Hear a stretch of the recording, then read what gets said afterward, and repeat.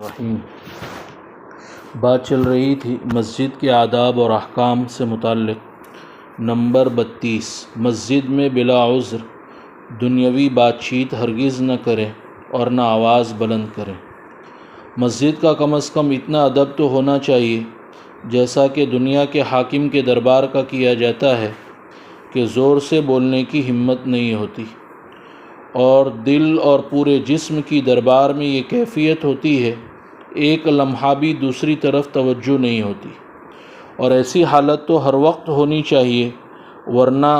کم سے کم مسجد میں داخل ہوتے وقت تو ضرور ہونا چاہیے۔ بخاری شریف میں سائب ابن یزید رضی اللہ تعالیٰ عنہ سے مروی ہے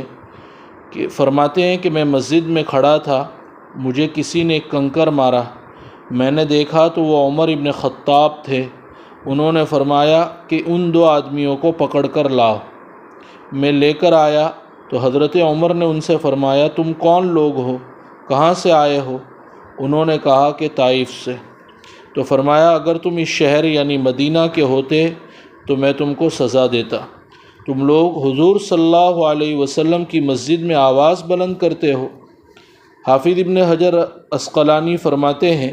امام مالک سے ایک روایت میں تو مسجد میں بلند آواز کرنے کی مطلقاً ممانعت منقول ہے، اور دوسری روایت میں یہ تفصیل منقول ہے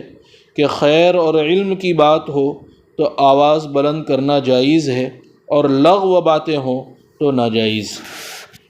شیخ الاسلام ابن تیمیہ فرماتے ہیں، جو باتیں اللہ رسول کو مسجد میں محبوب اور پسندیدہ ہیں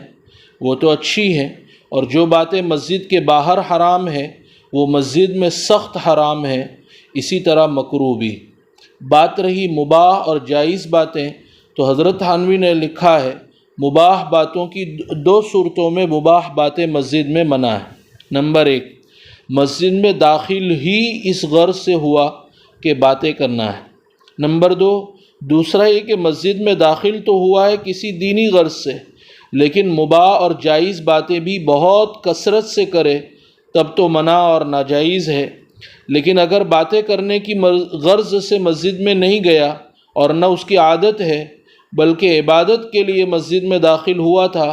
لیکن اتفاق سے کوئی جائز بات آہستہ سے بات چیت کر لی تو اس کے لیے کبھی کبھار بیٹھ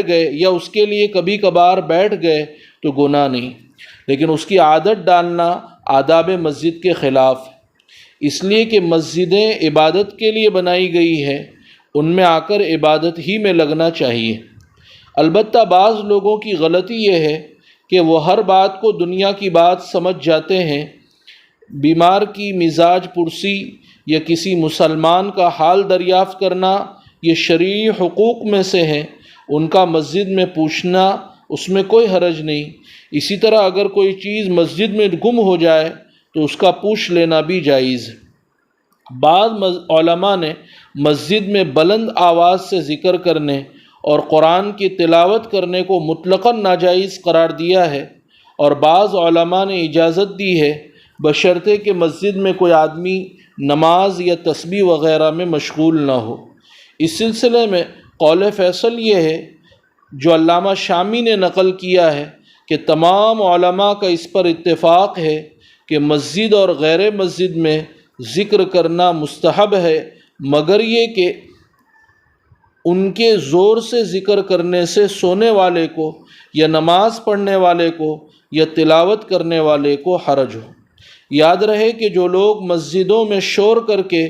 تسبیح کرنے والے فرشتوں اور انسانوں کے ذکر و شغل میں خلل ڈالتے ہیں،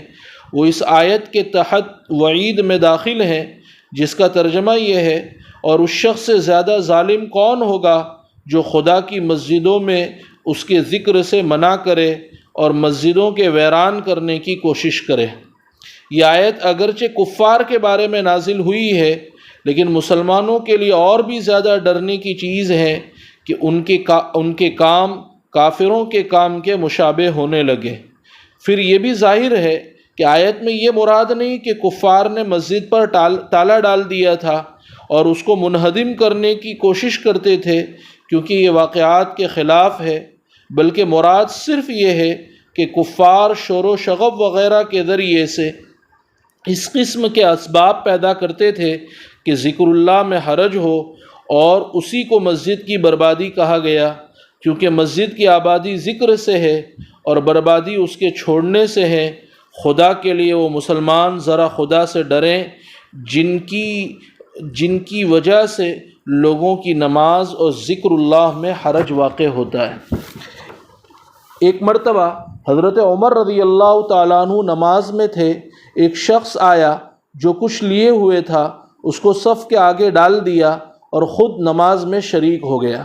جیسا کہ آج کل موبائل وغیرہ سامنے ڈال دیا جاتا ہے۔ فاروق اعظم رضی اللہ تعالیٰ عنہ جب نماز سے فارغ ہوئے تو اس کو سزا دی کہ تو نے نمازیوں کو تشویش میں ڈالا۔ اس سے معلوم ہوا کسی چیز کو نمازیوں کے آگے اس طرح ڈالنا یا اٹھانا کہ ان کی توجہ اس کی طرف پھر جائے، یہ برا ہے۔ لیکن اگر حفاظت کی غرض سے اپنے ضروری سامان کو آہستہ سے اس طرح سامنے رکھ دے کہ نمازیوں کو تشویش نہ ہو تو کوئی حرج نہیں۔ ابن حبان نے عبداللہ ابن مسعود سے روایت نقل کی ہے، رسول اللہ صلی اللہ علیہ وسلم نے ارشاد فرمایا، ان قریب اخیر زمانے میں ایسے لوگ پیدا ہوں گے جن کی باتیں مسجد میں ہوا کریں گی، اللہ تعالیٰ کو ان لوگوں کی کچھ پرواہ نہیں ہوگی، یعنی اللہ تعالیٰ نہ ان سے خوش ہوگا اور نہ ان کی ہلاکت اور بربادی، عزت اور ذلت کی پرواہ کرے گا۔ سنن بیہقی میں حضرت حسن بصری رحمۃ اللہ علیہ سے مرسلاً حضور صلی اللہ علیہ وسلم کا ارشاد مروی ہے کہ لوگوں پر ایک زمانہ ایسا آئے گا کہ جس میں ان کی آپسی گفتگو اپنی مساجد میں دنیاوی امور سے متعلق ہوگی، تو تم ان کی ہم نشینی اختیار مت کرنا، کیونکہ اللہ رب العزت کو ایسے لوگوں کی ضرورت نہیں ہے۔ حضرت علی رضی اللہ تعالیٰ عنہ سے مروی ہے، رسول اللہ صلی اللہ علیہ وسلم نے ارشاد فرمایا، ان قریب لوگوں پر ایک زمانہ آئے گا کہ اسلام کا صرف نام باقی رہ جائے گا، قرآن کے صرف نقوش باقی رہ جائیں گے، ان کی مساجد بظاہر تو آباد ہوں گی مگر وہ ہدایت کے کاموں سے ویران ہوگی۔ اول تو مسجد میں نمازی کم، اور جو کچھ ہیں تو مسجدیں ان کی نشستگاہ چوپال بنی ہوئی ہے، دنیا کے تمام دھندے ان میں موجود، بازاروں کا شور و شغب وہاں موجود۔ خدا کی پناہ، اسلام تو مسجد میں آواز سے تلاوت اور ذکر جہری سے منع کرتا ہے، اور نبی کریم صلی اللہ علیہ وسلم فرماتے ہیں کہ مساجد میں بازار کے شور و شغب سے بچو، اور مسلمانی کا دعویٰ کرنے والے اپنی باتوں سے، دنیاوی باتوں سے مسجد کو بازار کا نمونہ بنائیں، اور وہ خوش ہیں کہ ہم مسجد سے ثواب کی گٹھری باندھ کر چلے، لیکن ثواب تو دور کی بات، ڈر ہے کہ کہیں اپنے کیے ہوئے اپنے اعمال، اپنی گستاخی اور بے ادبی کی نظر نہ ہو گئے ہوں۔ جب مباح شور سے تمام انسانوں اور فرشتوں کو تکلیف ہوتی ہے تو اس ناجائز طوفان بدتمیزی سے کیا کچھ تکلیف نہ ہوتی ہوگی، اور فرشتے کیا کچھ ان کے لیے بد دعا نہ کرتے ہوں گے۔ سعید بن المسیب فرماتے ہیں، مسجد میں بیٹھنے والا اللہ تعالیٰ کے ساتھ بیٹھنے والا ہوتا ہے، اس لیے بھلائی کے علاوہ کوئی دوسری بات نہ کرے۔ فتح القدیر میں لکھا ہے کہ مسجد میں دنیا کی باتیں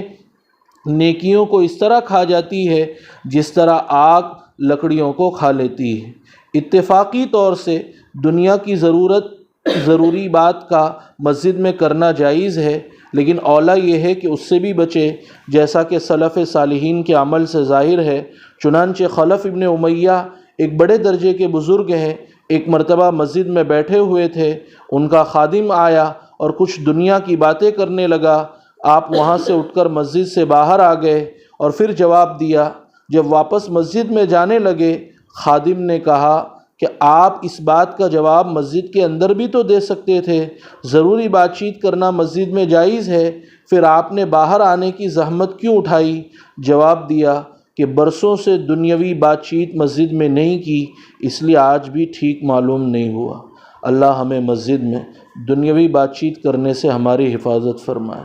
مسجدوں کی بد دعاؤں سے ہمیں محفوظ فرمائے۔ سبحان اللہ بحمدہ، سبحانک اللہم وبحمدک، ونشہد ان لا الہ الا انت، نستغفرک۔